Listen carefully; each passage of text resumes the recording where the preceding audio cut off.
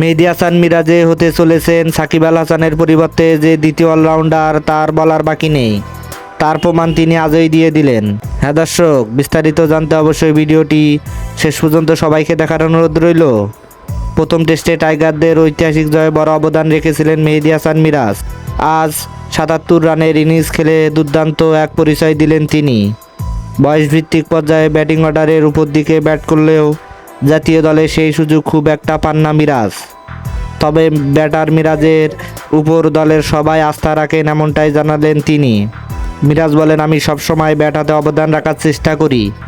প্রায় আমি স্বীকৃত সর্বশেষ ব্যাটার হিসাবে খেলি। এটা মজার, আমাদের ব্যাটাররা বিশ্বাস রাখে যে আমি শেষ পর্যন্ত খেলতে পারবো। সবাই আমার উপর ভরসা রাখে। আমাকে যখন উপরে সুযোগ দেওয়া হয়েছে আমি ভালো করেছি। আমি জানি এখন আমার কি করতে হবে, সেটাই আমি করছি। হ্যাঁ দর্শক, আপনি কি মনে করেন মেহেদী হাসান মিরাজ এই বাংলাদেশের সেরা অলরাউন্ডার হবে? তাহলে অবশ্যই আপনার মূল্যবান মতামত কমেন্ট বক্সে জানাবেন। ধন্যবাদ।